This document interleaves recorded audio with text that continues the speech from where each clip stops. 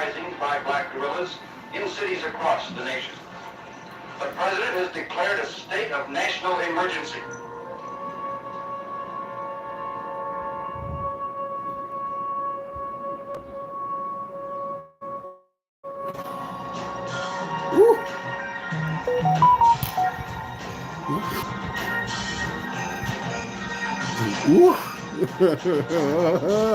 Wow.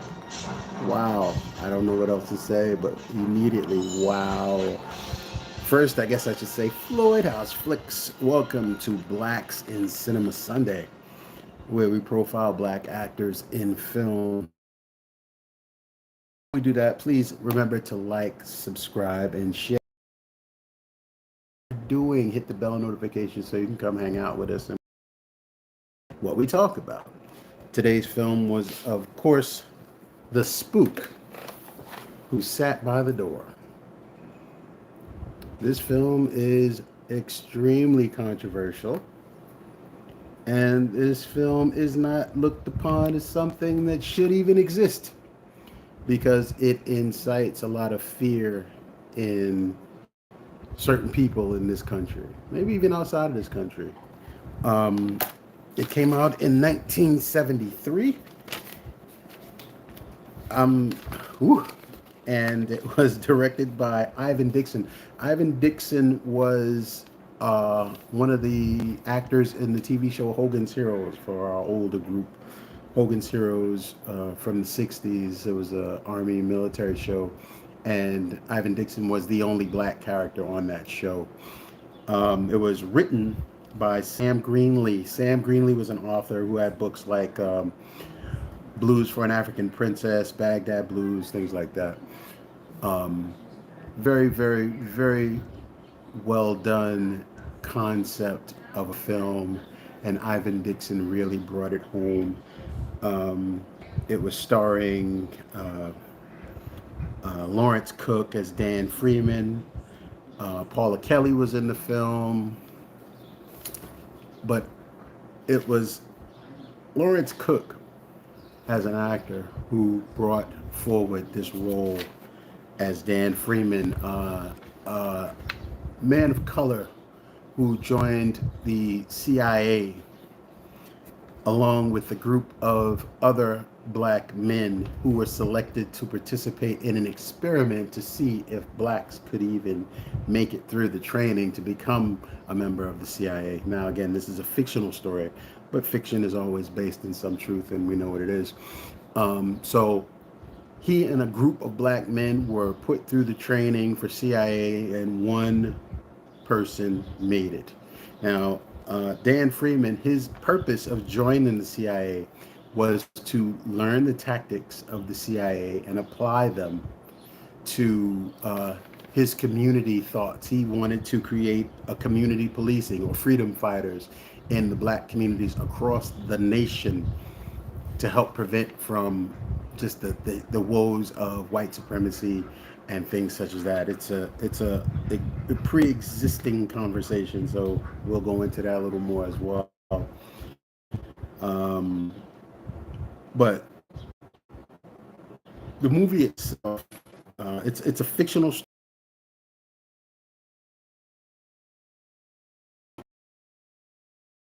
Reclaim his Chicago community from the white.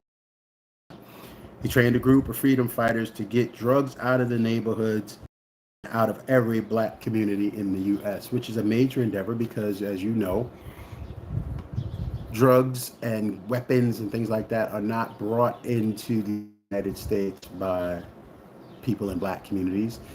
Yet they always seem to end up there, and no one seems to understand why or ask the questions why. It's just the fact that it is. Paula Kelly plays a role of, she's in the film, well, not quite a call girl, but a lady of the evening, let's just say. Paula Kelly has been in so many movies, JoJo Dancer, Which Way Is Up. I'm sorry, not Which Way Is Up. Let's Do It. Films. And when Dan Freeman's character meets her at a bar, he told her that she looks like a woman from the Dahomey tribe, which is the current in the Woman King. with Viola Davis. So the Dahomey tribe, right now, everybody mentioned the Dahomey tribe, and it's just a coincidence. And in this movie, she also mentioned or referenced as a person that was part of the Dahomey tribe. Um, uh, I think I need to do like a brief synopsis, or more so a brief synopsis, deeper into why this movie is so special. It says, The Spook Who Sat by the Door is the first release in New Obsidian's Gold series, which is devoted to restoring forgotten black movie classics. It was an overnight success when it was released in 1973, but every print of the film mysteriously disappears. The filmmakers say it was suppressed by the government. Driven underground and available only on bootleg, this controversial political thriller was nearly lost. Obsidian Home Theater was granted full access to the film by the filmmakers to digitally restore the movie from the original camera negative, which had been hidden in a Hollywood vault for 30 years. And again, that was Ivan Dixon who directed that movie. There has been civil unrest or racial riots in the United States for hundreds and hundreds of years. Before we go into that, let's talk a little bit more about the movie. As Dan Freeman, the main character, is going through training and he finds himself actually selected to be part of CIA. He goes back to Chicago and immediately tries to find people to recruit for his freedom fighters group. Excuse the movement.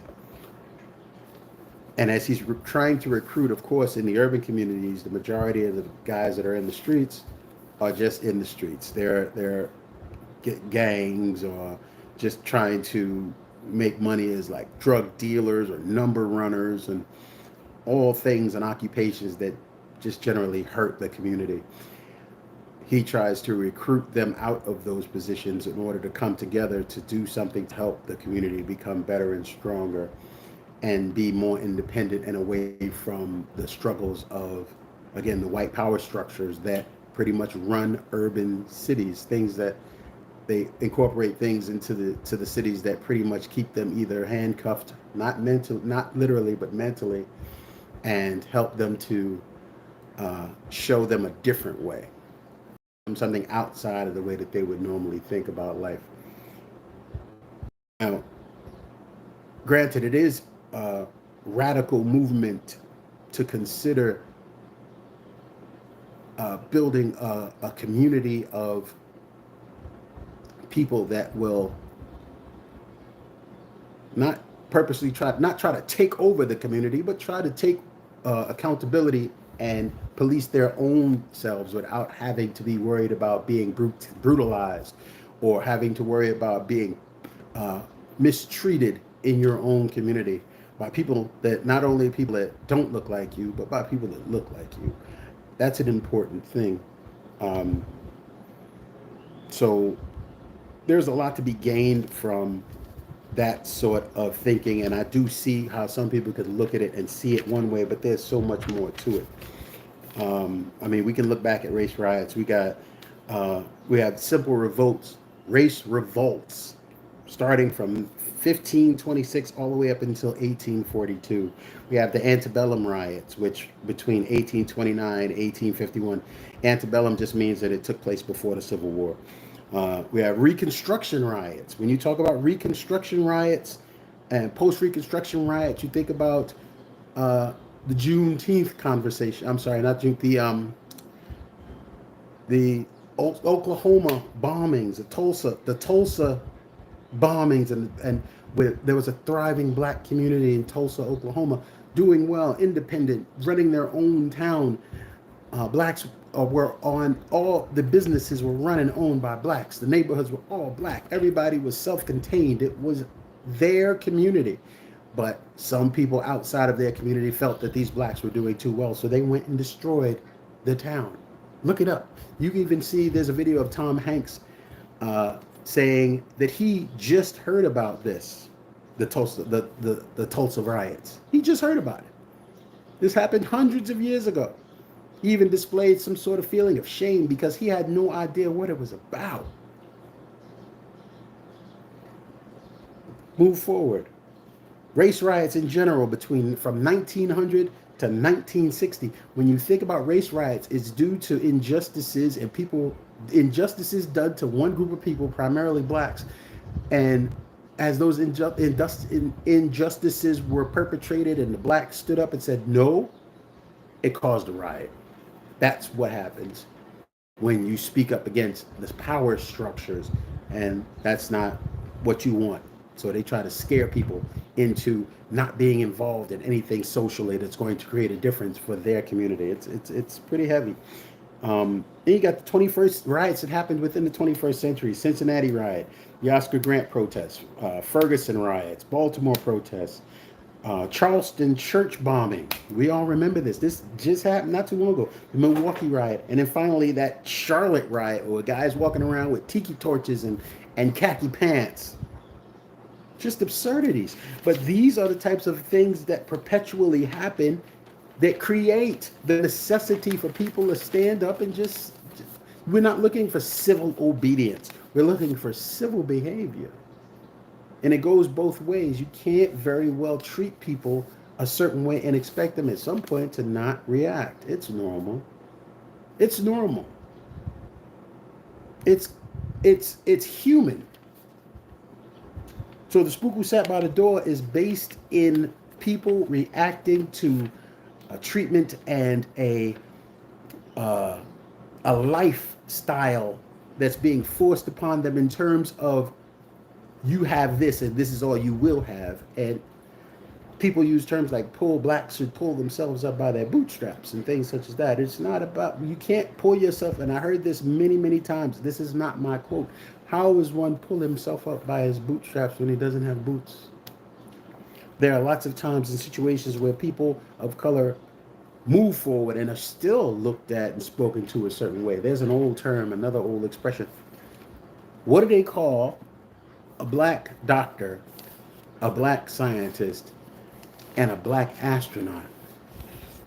When I say they, I mean people of the white power structure. I'm not speaking to all people, all white people. That would be asinine. But the white power structure, what do they call a black astronaut, a black doctor, and a black scientist? They call them the N-word. I'm not even going to say the N-word, what that N-word is, but we all know what that N-word is. This is something that is perpetuated. We're not trying to hold everybody accountable for their histories past. That's not what it is. What it is don't try to rewrite history when, it doesn't make sense. What did they call it? I saw an article where they talked about slavery. They want to rewrite the terminology of slavery and says it was involuntary relocation. Now you can't rewrite history. So when we move back into the film, we're looking at this man building groups of individuals that will help to police that community. Freedom fighters, as they say. We're in a land where we are supposedly free, but they say this is for freedom fighting. They're freedom fighters. So they put together these groups of men, and then he trains them in the ways of the CIA, which trained him how to infiltrate, which trained him how to deconstruct community, or not community, but he was taught how to break up groups and rebuild them himself. And he uses that information and he trains all these men. And then eventually they get to the point where they need weaponry. So there's this military installation. They break into the military installation and they steal weapons. And he taught them how to make bombs. He taught them how to make Molotov cocktails. He taught them how to detonate timing bombs. It was a lot to take in watching this movie. And it really gave you a feeling of dread. It gave you a feeling of dread, but you saw in the film why it was necessary in the film. And there have been examples of this throughout real life history where things like that happened. They happened. But at the end of the day, the people still lost. It's like the Rush family in Philadelphia, where they burned down a whole block because you had militants, black militants living in that block, and they were not for the foolishness. They would get into it with the cops all the time. And as we know, in history, cops are not always the friendliest people in these communities because they put people that are not of the community to police the community, and that's irresponsible because you can't put law enforcement in place in communities where they don't respect the people that are in the communities. It's not going to work well. You have to put people that understand. I'm not saying you can only put black people in black communities, white people in white communities, but you have to put people that are capable in these positions in these communities because this is what helps communities grow. This is where you can get things done. Wrong is wrong, right is right. We're not dealing with right and wrong. We're not dealing with if someone breaks the law they need to be kid gloved or anything like that. We're not dealing with that. We're dealing with just normal everyday existence, and people that are not of these communities don't understand it. People that are not of black communities do not understand the things that the average black American goes through in these urban cities. They don't understand it. They don't understand what it's like. When I say they, of course, I mean people that are not black. Not just white people, but people that are not black. Or people that are just not dark enough to have experienced those things and by complexion. There's the old darker than a paper bag kind of conversation for some people. But if you have never experienced any sort of profiling or any sort of mistreatment from a figure of authority, then you won't know what it's like, and you won't believe, because I've told these stories to people, and they don't believe it. They think that I am making it up. They think that I'm being over exaggerative. They think that I am being sensitive almost. They don't understand. It's not what it is. It's a real feeling, and you are driven by your emotions to feel how you feel because this happened to you. Um, there's another saying. It says, "The ghetto is a jungle, and you can't expect to put people in a cage. The ghetto is treated like a jungle, and you can't expect to put people in a cage and then expect them not to fight back at some point. If you go to the zoo and you let the animals out of the cage, they're going to act a fool because they're not used to being caged. You can't cage that sort of energy. It doesn't need to be caged. This nature doesn't cage it. And everything goes according to the way it goes. You don't have to steal. You don't have to rob. You don't have to do all of these things. You just live in a natural environment and everything is everything.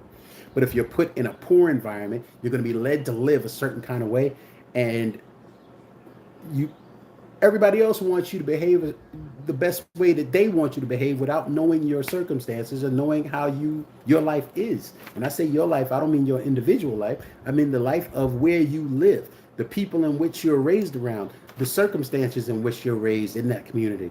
People don't understand that. So it is what it is. They don't understand. And it's one thing to not understand, but it's another thing to not respect the fact that something is happening and you just don't want to hear it. So of course, in these movies they always show the heads of this guy. He was like high up in the CIA, and he did nothing but disparage against African Americans and talk crazy about black people in the Chicago and everything else, animals and all sorts of things. And then cut to him sitting with his black love thing. They always got the black love thing laid up with them. This woman had on a dashiki. This guy was into that. He was into the fact that she was extra black. She was something special. She was exotic. That's what people that lead those types of double lives and things like that, they weirdos. It is what it is. And she took advantage of it, and she would go back and tell the main character, tell Dan Freeman what was going on within the operation, and he was able to handle his business that way. Then they actually after the first skirmish between the police, and there was a scene where the cops killed. There was a character named Shorty. Dan went straight to Shorty when he first started to try to get this idea together to put this faction of people together, and Shorty was a heroin dealer, and he went to Shorty first to try to get him off the street. Shorty wasn't having it. Shorty just decided he wanted to go to do his thing or whatever. Cops wind up killing Shorty.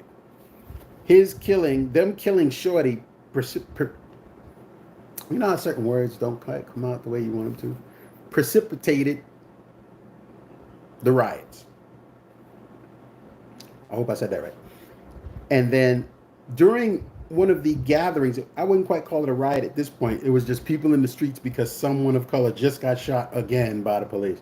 So they're out in the street. And then all of a sudden, these cops come in with the dogs. And you understand that when the dogs come up, the stigma of dogs and black people and riots, it's psychologically overwhelming. Psychologically overwhelming, more than a person should have to deal with under those circumstances, because you're already upset, you're already passionate, you're already all of these things, and then someone brings in the police, bring in the dogs. It's like in your head, what's next? The hoses, they're going to start spraying us with water. Historically, these are things that happen historically. So in real life, these things are not going to fly, and therefore you're going to wind up having a civil unrest, and that's saying it mildly. So you're going to have to deal with those things. There was so many different. I mean, you try to relate to or see. This is a fictional story. This is a fictional a story, an act of fiction. But at the same time, you see why the author of this piece of fiction wrote it. Because I'm not trying to encourage anybody to go out and start a riot. I'm not trying to encourage anyone to go out and do something to disrupt their lives. What I am having a conversation about, the broader conversation, is people need to understand that nothing is by accident. And if black people or people of color have been treated this way since Reconstruction and before Reconstruction, and to this day are still treated that way, there is an absolute problem. We need to stop. People in the, they have created, there is a term created called white supremacy that exists in this world to this day, that is still perpetuated.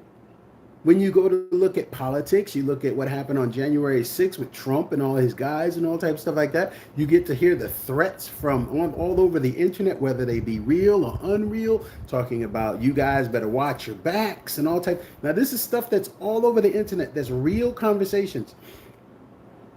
It goes both ways.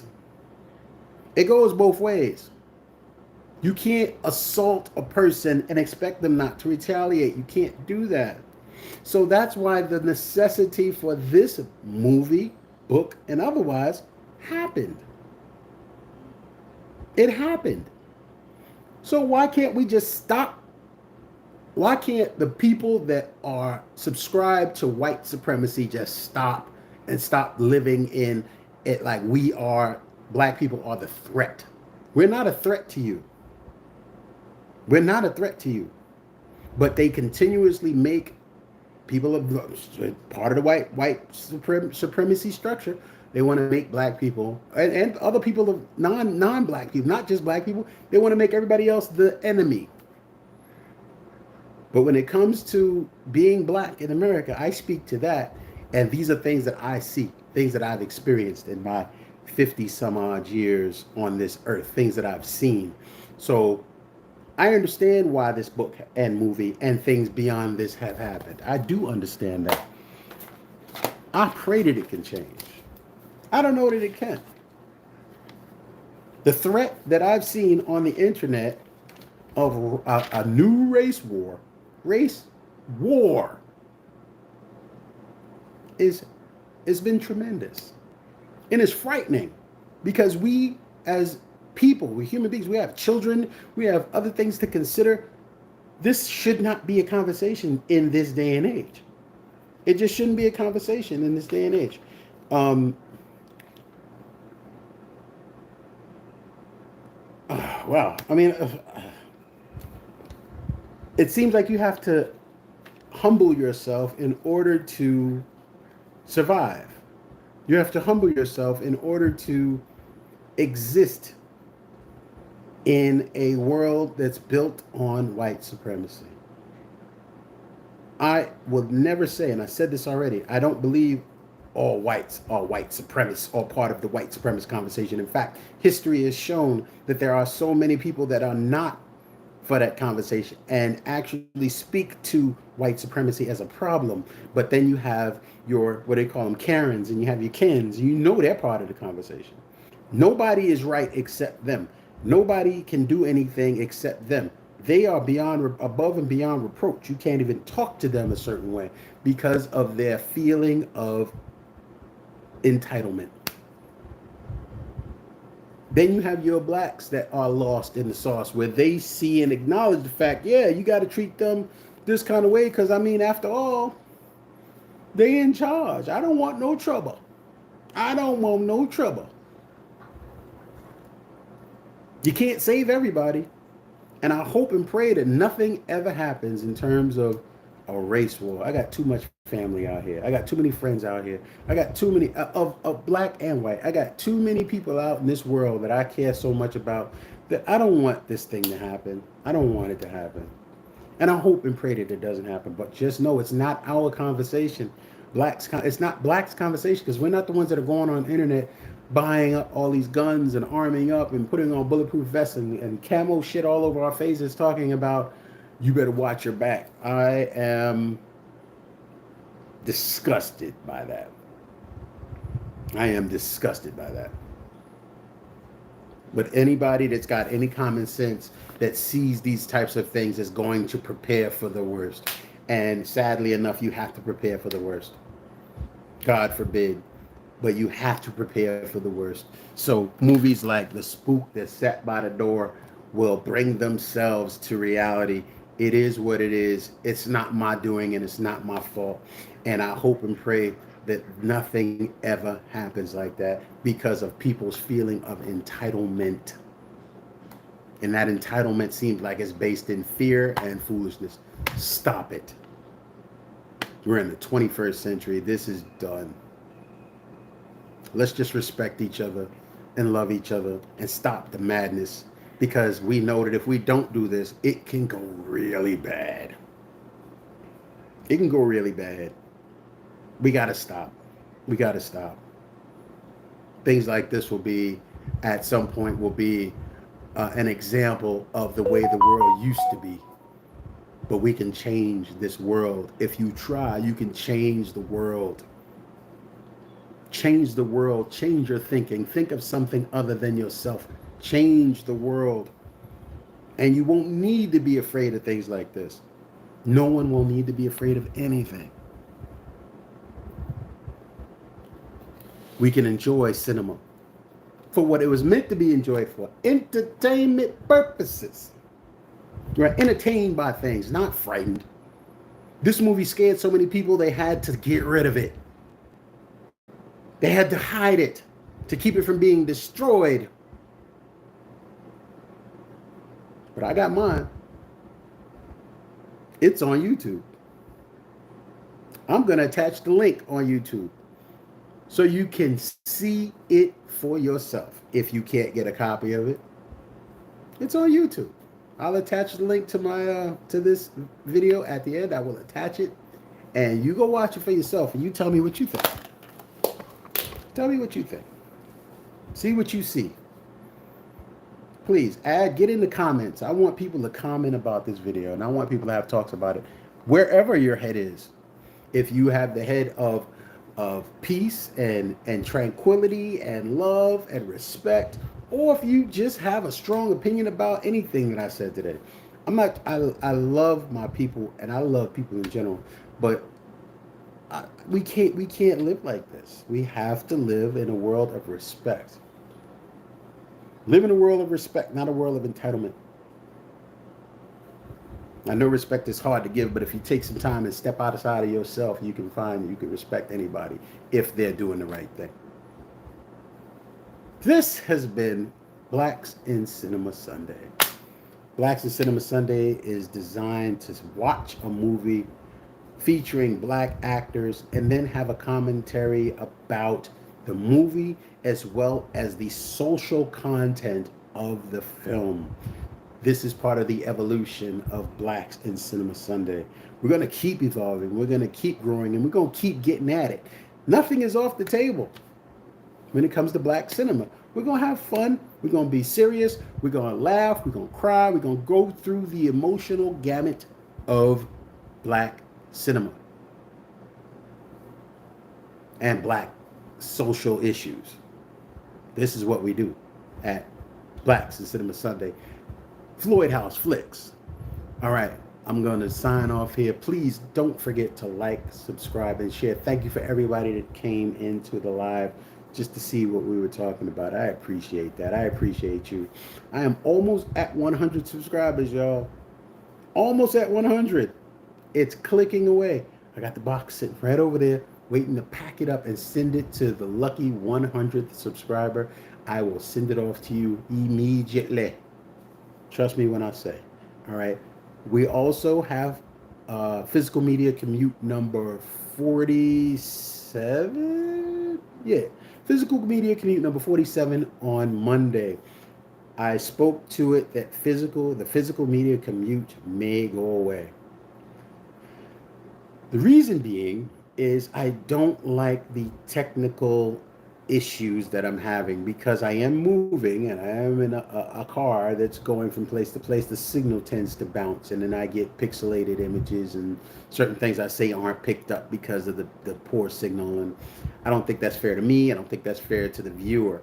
So I'm probably going to end the physical media commute at physical media commute number 50, which means Monday 46, 47, nope, 46 was Friday, 47 Monday, 48 Wednesday, 49 Friday, and I will do a special physical media commute on Saturday. Number 50 will end the physical media commute series. Thank you so much for supporting that. I appreciate you so much for supporting that. But we're going to come up with something to replace the physical media commute. And you know how we do it on the fly. I haven't thought of it yet, but I will. I'll get it together and I will present you with a new option on your Monday, Wednesdays, and Fridays. But thank you so much, guys. Thank you for hanging out with me. Physical media commute, Blacks in Cinema Sundays, FloydHouseFlix in the building. Like, subscribe, share. Love yourself, respect yourself, love others. All is well. Salute, peace, and love.